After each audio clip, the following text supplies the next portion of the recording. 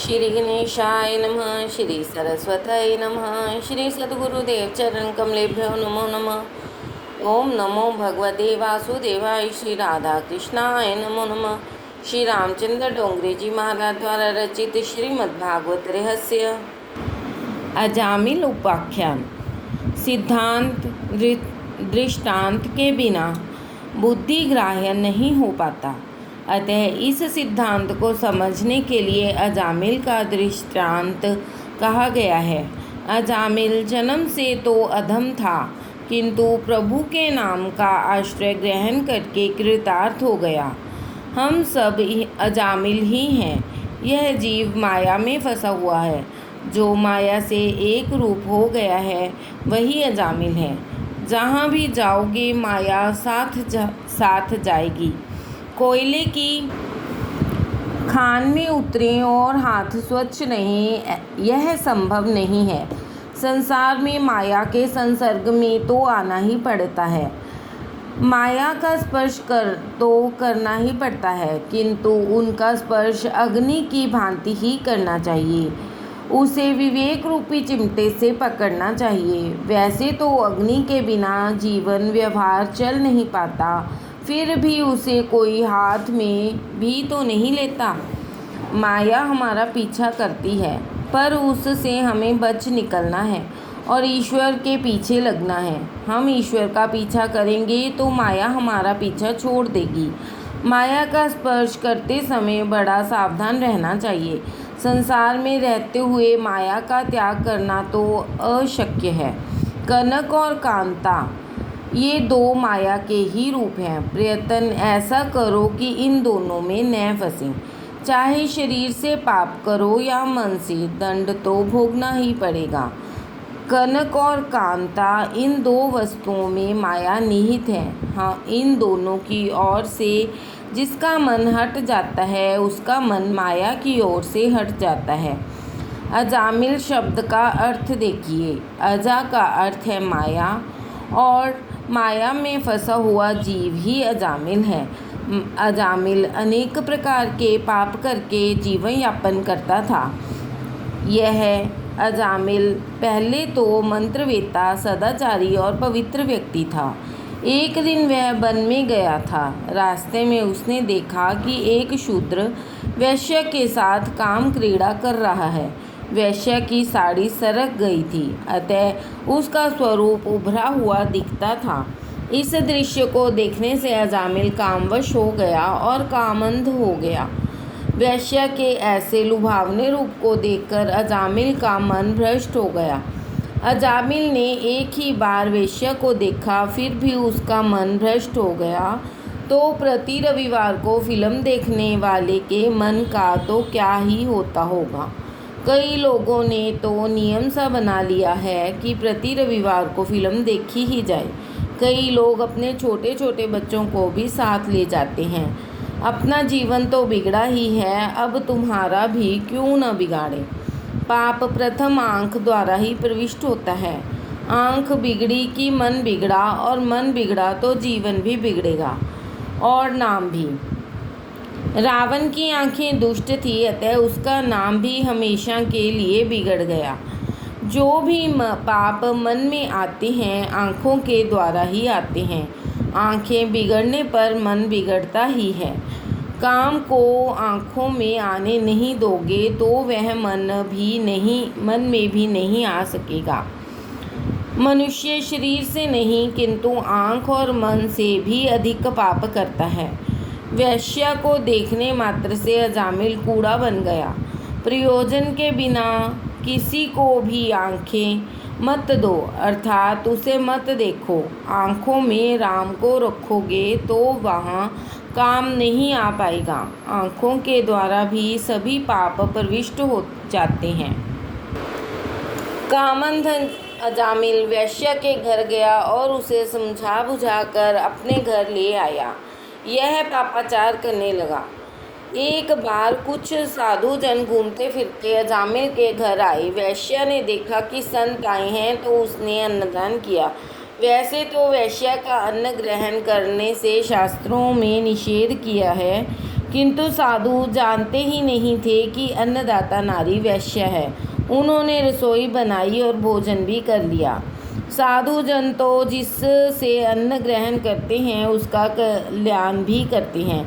वैश्या के कहने पर अजामिल ने साधुओं का वंदन किया। साधुओं ने कहा कि तेरे घर से भोजन तो मिल गया, किंतु दक्षिणा अभी बाकी है।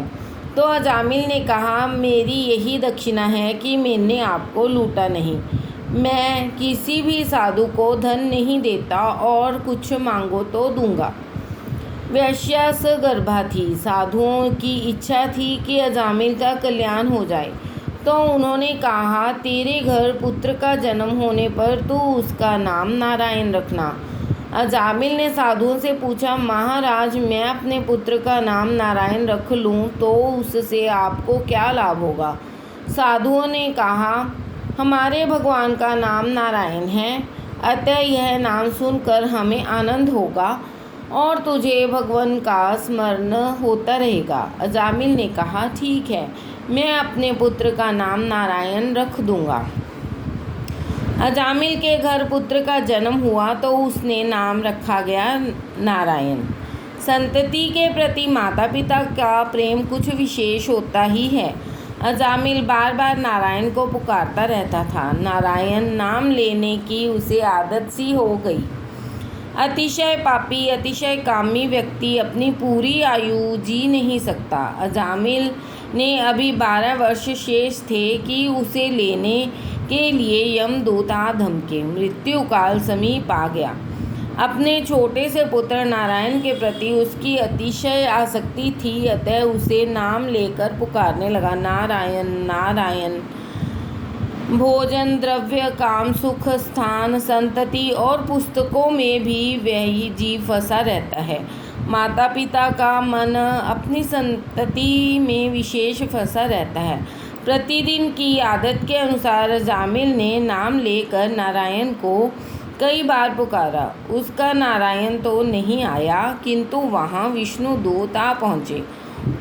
उन्होंने यमदूतों से कहा कि अजामिल को वे छोड़ दें। यमदूतों ने कहा, अजामिल का चरित्र भ्रष्ट है, अतः यह जीने के लिए अपात्र है। विष्णु दूतों ने कहा, यह सच है कि अजामिल ने पाप किया है, किंतु भगवान का नाम लेकर इसने अपने पापों का प्रायश्चित भी तो किया है। इस कारण कुछ पाप जल गए हैं, अतः इसे अब जीने दो। उसकी आयु के 12 वर्ष अब भी शेष हैं। यमदूतों ने कहा, अजामिल ने नारायण नारायण तो कहा है, किंतु वैकुंठवासी नारायण को नहीं, अपने पुत्र को नारायण कहकर पुकारा है। विष्णु दूतों ने कहा कि उसके मुख से भगवान का नाम अनजाने में ही निकल पड़ा है। अग्नि पर अनजाने में भी पैर पड़ जाए तो जलन होती ही है। इसी प्रकार अनजाने में भी यदि प्रभु का नाम लिया जाए तो कल्याण ही होता है। भगवान का नाम अनजाने में लेने पर भी उसका फल ही मिलता है।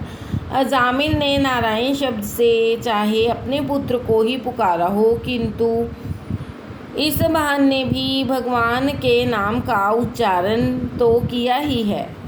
बड़े बड़े महापुरुष भी जानते हैं कि संकेत से, परिहास से, तान के आलाप के समय किसी की अवहेलना करने में भी यदि भगवान का नाम उच्चारण हो जाए तो उसके पाप नष्ट हो जाते हैं। जो मनुष्य गिरते समय, पैर फिसलने पर, अंग भंग होने पर, तापादि के दाह पर, चोट लगने पर, यानी कैसी भी विवशतावश भगवान का नाम हरि हरि शब्द का उच्चारण करता है, वह नरक की यातना का पात्र नहीं रह जाता। गिर जाने से चाहे कितनी भी हानि हो, पर हाय हाय मत करो, हरि हरि करो।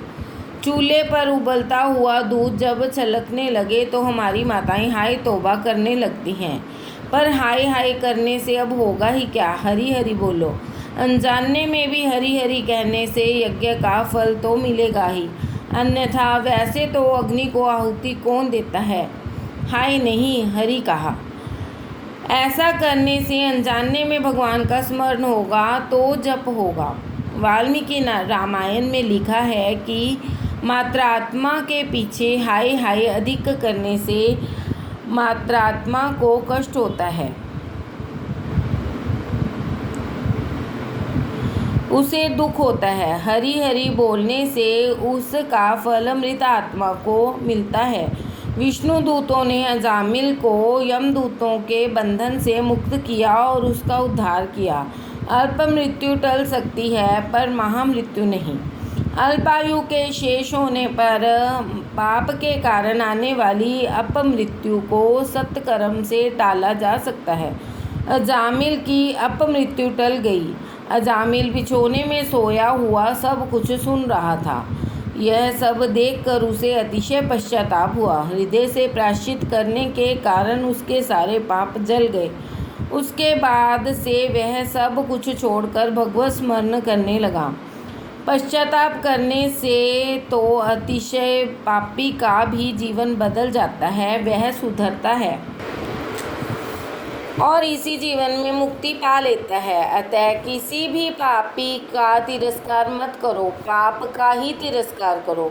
हृदय से पश्चाताप करने पर पाप जल जाते हैं। प्रायश्चित चित्त की शुद्धि करता है। उसके बाद से अजामिल नीरस भोजन करने लगा। जिसका भोजन सरस होगा भजन नीरस होगा, और जिसका भोजन नीरस होगा उसका भजन सरस होगा। जीवन धन या कुटुंब के लिए नहीं, कृष्ण के लिए है। अजामिल की बुद्धि अब त्रिगुणात्मिका प्रकृति से परे होकर भगवान के स्वरूप में स्थिर हो गई। उसे लेने के लिए विमान लेकर पार्षद आए। विशिष्ट मन ही विमान है। अजामिल सोचता है कि उसने वैसे तो अनेक पाप किए थे, फिर भी सद्गति मिली। नाम में निष्ठा रखने का ही यह फल था। अजामिल ने नारायण नारायण का जप करके जीभ और जीवन को पवित्र बना लिया। जीभ को समझाने से ही सुधरेगी।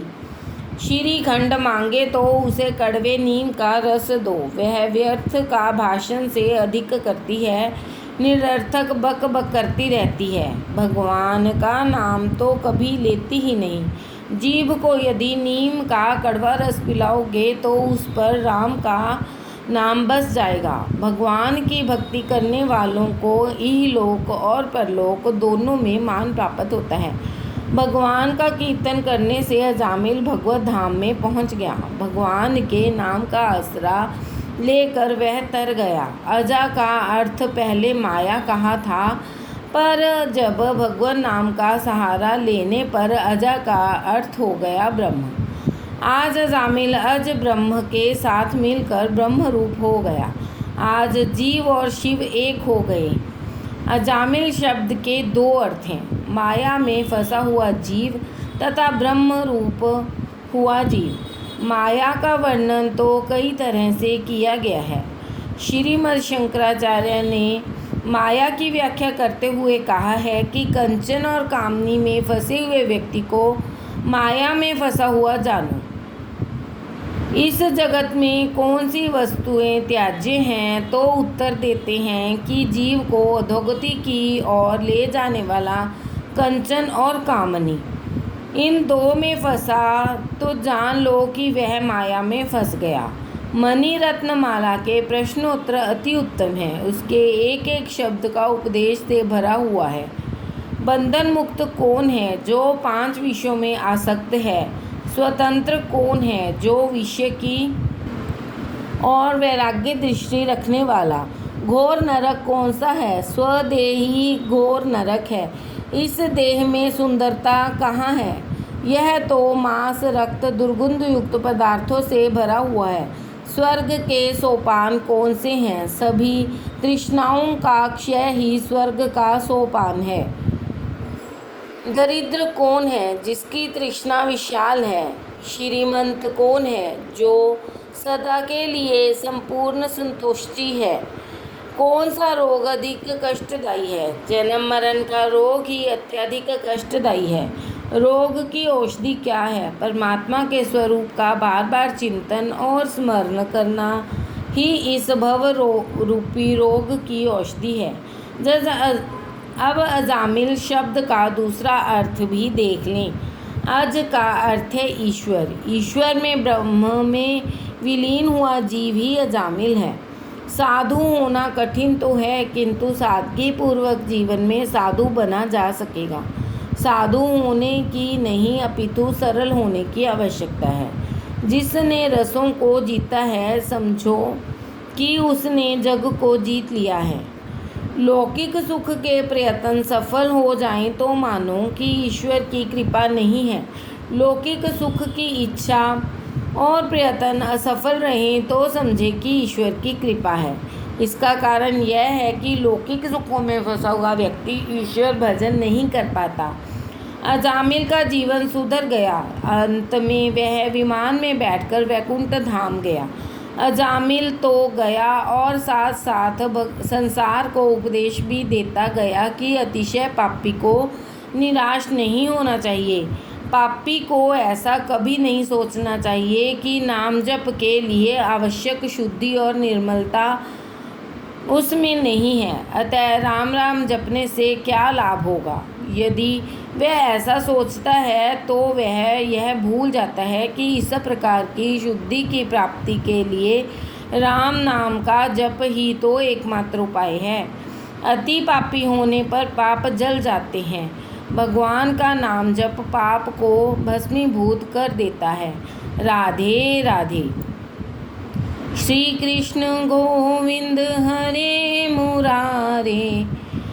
महामंत्र का अर्थ। श्री कृष्ण गोविंद हरे मुरारे, हे नाथ नारायण वासुदेवा। ये महामंत्र है।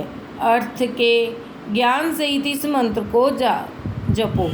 श्री कृष्ण, हे प्रभु, आप सभी के मन को आकर्षित करने वाले हैं, अतः आप मेरा भी मन आकर्षित कर लीजिए।